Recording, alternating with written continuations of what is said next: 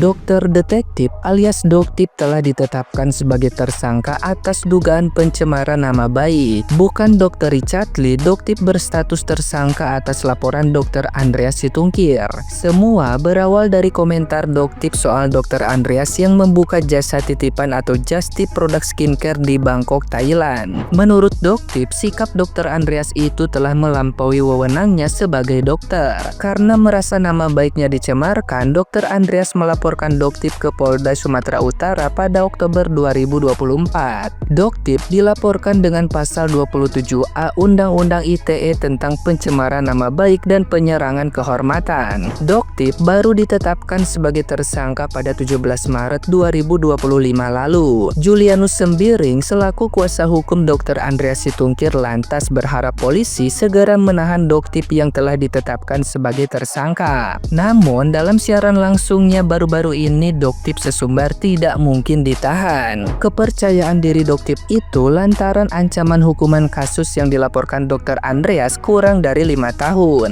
Sebaliknya, Doktip mengaku bisa melaporkan balik Dr. Andreas Situngkir. Beda dari Doktip, Dr. Andreas bisa langsung dipenjara apabila menjadi tersangka karena ancaman hukumannya mencapai 12 tahun. Awalnya kasihan, Doktip kini berubah pikiran melihat Dr. Andreas Situngkir sangat ingin memenjarakannya. Doktip jadi tidak pikir panjang lagi untuk melaporkan Dr. Andreas demi membela kebenaran yang diyakininya. Kesombongan Doktip lantas memicu reaksi sinis dari netizen yang budiman. Doktip dinilai hanya menggertak lantaran belum melaporkan Dr. Andreas hingga sekarang. Nah, gimana nih menurut netizen yang terhormat? Silakan berkomentar ya. Hah, Doktip jadi tersangka. Jadi gue ambil dari SCTV dan gue kaget banget. Yang gue pengen tanya, kalian orang Sumut pada lihat nggak dia live just tip di Bangkok? Gue lihat loh, gue lihat lewat FYP. Udahlah, kalau udah jadi dokter just tip aja, nggak usah tiba-tiba berubah haluan gitu, jadi macam kuasa hukum, macam pengacara gitu loh. Masyarakat ini nggak perlu drama-drama seperti ini ya kan. Akui kesalahannya, kami salah. Kami sebagai dokter just tip, kami overclaim, kami begini, itu baru bener. Jangan merasa kalian yang paling dirugikan. Kalian itu udah merugikan banyak masyarakat di Indonesia ini, titik. Jangan seolah-olah kalian pula korbannya. Heran aku, stop drama ini, stop drama peskincarean ini. Bosan, ganti topik kayak apa kek. Yang laporin Doktip, inget dok, laporin balik etikat ungu ya. Bisa 12 tahun penjerong loh dok. Cus, buruan dok. Laporan dia ke kau, menurut aku nggak jamin kau bisa ini deh, masuk deh. Gak tahu ya. Ada dorongan angin sepertinya. Angin. Kesalahan kau yang ini nggak bisa dikenakan, kesalahan itu nggak bisa dikenakan. Ambil kesalahan yang dari sini, ambil lagi kesalahan di situ. Doktip, nongkrong yuk. Duit selembar dibagi orang 7. Gimana sih liriknya itu? Lupa deh aku. Drama perskincarean ini nggak kelar-kelar ya guys. Udah kayak film Tersanjung tuh nggak? Dari Tersanjung 1 sampai Tersanjung 1000 tuh kagak kelar-kelar. Ada aja gebrakannya, ada aja plot twistnya. Sumpah sih, menurut gue sih ini seru banget sih. Plot twistnya itu loh yang bikin kayak what gitu loh. Setiap kejadian tuh kayak what gitu loh, ngerti gak sih? Ntar kalau semuanya udah kelar nih ya, kayaknya bagus nih ya buat sutradara dari Indonesia, dari Sabang sampai Merauke nih, kayaknya bisa nih diangkat nih filmnya nih ya. Gue jamin rame, bahkan bisa go internasional ya. Kalau ini dibikin filmnya kayaknya tuh seru aja gitu. Gue yakin banyak banget yang nonton nih ya. Tuh sutradara, dengerin kata gue tuh, kalau ini udah kelar, kalau nggak usah tunggu kelar deh sambil aja sekarang gitu dibikin filmnya, film layar lebar. Kalau nggak film apa sih yang film seriesnya gitu loh, pasti seru banget, pasti rame banget ini gue kayak berasa kayak nonton film, tau nggak? Kita lihat endingnya seperti apa, oke? Bagi yang mengikuti kasus huru-hara skincare sejak awal pasti sadar ya bahwa di awal kemunculan dokter detektif banyak sekali owner yang mengakui produk mereka bermasalah. Lalu muncullah narasi tentang dugaan mafia skincare yang mengarah ke sebuah pabrik maklon. Bahkan Bepom sempat turun tangan dan menyegel pabrik tersebut sementara waktu. Tapi sekarang istilah mafia skincare malah bergeser ke NM Doktip, Dr. O, dan Mail dengan embel-embel sindikat pemeras. Pertanyaannya, kenapa fokusnya berubah? Apakah mafia sejati akan semudah itu terungkap, atau ini justru cuma strategi mengalihkan perhatian? Karena kalau benar ini mafia, seharusnya yang disentuh bukanlah cuma individu tapi sistemnya juga. Mari guys, berpikir logis siapa yang paling diuntungkan dari pergeseran narasi ini. Ya, gue bingung sama para owner skincare sekarang tuh ya. Nekat-nekat jual produk skincare-nya itu jelas-jelas mengandung bahan berbahaya, overclaim, apalagi overprice. Masih tetap dijual, ya. Apalagi yang mempunyai gelar dokter. Gila deh, ya. Kalian itu yang mempunyai gelar dokter itu sekolahnya bukan main, ya kan? Ya juga tidak main-main, pasti mahal katanya. Ilmunya lebih tinggi, lebih tahu, ya. Ini udah heran sama orang-orang yang mempunyai gelar dokter, tidak semuanya, tapi beberapa jual skincare abal-abal, overclaim, bahan berbahaya. Buat apa? Sekolah kalian tuh mubazir, tau nggak? Hah? Nah, kalian kalau nekat jualan produk skincare yang mengandung bahan berbahaya, overclaim, nanti di-review sama Doktif, jangan marah, jangan pada nggak terima, jangan kalang kabut.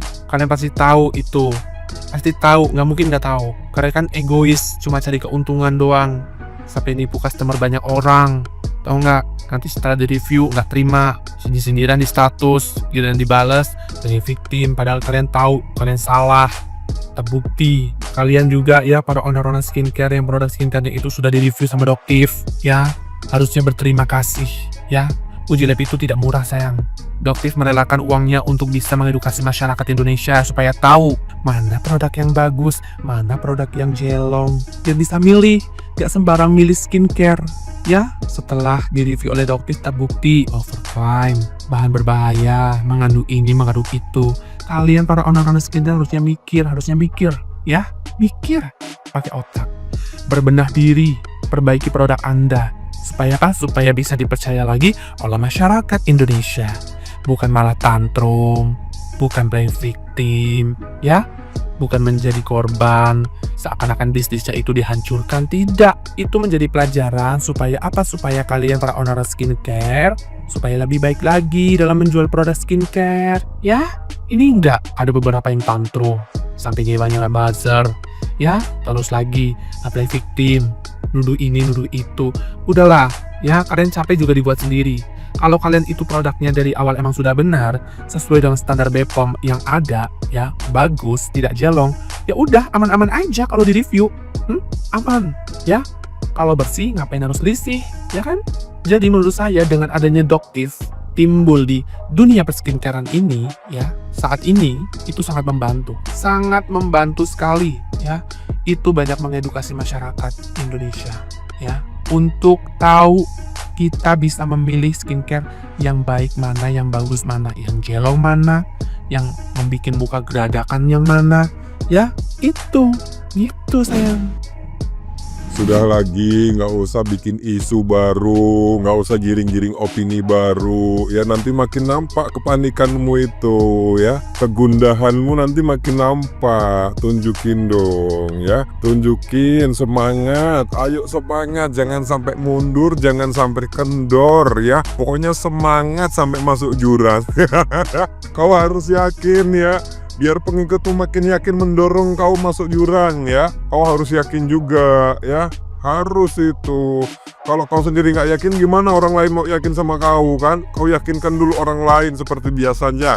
Yang aus-aus validasi, aus-aus perhatian dari netizen, aus-aus pengakuan baik dari masyarakat, aus-aus keuangan, aus apa lagi, aus semua kau buat, ya. Aduh.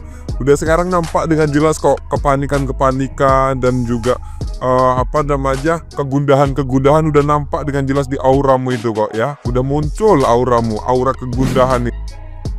Tuntut dong Doktif, tuntut. Sekarang gimana rasanya Tif dituntut banyak orang, dilaporkan banyak orang? Oh iya, kemarin katanya bangga menjadi tersangka di Medan karena tuduhan kamu yang tidak punya bukti dan tidak punya dasar atas Dr. Andreas. Tekan sejawatmu yang jelas-jelas kamu tahu bahwa Dr. Andreas itu adalah dokter.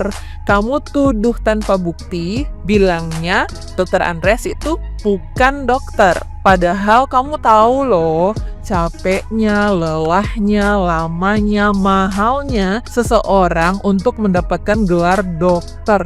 Gimana juga tuh laporannya si Dennis? Karena kamu sudah menuduh dia tanpa bukti, bilang kalau dia menerima uang 100 juta dan ungkit-ungkit uang susunya dicari harus dengan cara yang halal. Itu secara nggak langsung apa? Menuduh kalau uang susunya apa? Gak boleh ya kayak gitu ya. Hayo, dituntut beneran. Gimana rasanya, Tik? Jangan menormalisasi bangga dituntut karena menuduh orang tanpa bukti ya, Tif. Jangan ya. Kalau mau bicara itu harus pakai data dan fakta. Jangan sembarangan menuduh orang tanpa bukti. Akhirnya apa? Dituntut beneran, Kak. Ada beberapa tuntutan juga kan dari orang-orang lain yang saat ini sedang kamu hadapi. Jadi gimana rasanya dituntut sana-sini? Senang. Jangan menggiring opini masyarakat kalau kamu tuh ditersangkakan atau dikriminalisasi karena membela masyarakat. Bukan, kamu dijadikan tersangka karena kamu menuduh orang tanpa alasan, tanpa bukti, tanpa data, tanpa fakta. Ya, itu tuduhan yang kalau kamu tuduh tidak menggunakan data dan fakta, tidak menggunakan bukti. Jadi kamu dituntut bukan karena kamu membela masyarakat, bukan. Jangan campur adukan ya. Semoga kamu tabah ya menjalani proses ini, proses hukum yang kamu tabur sendiri. Sekarang lagi menuai tuntutan.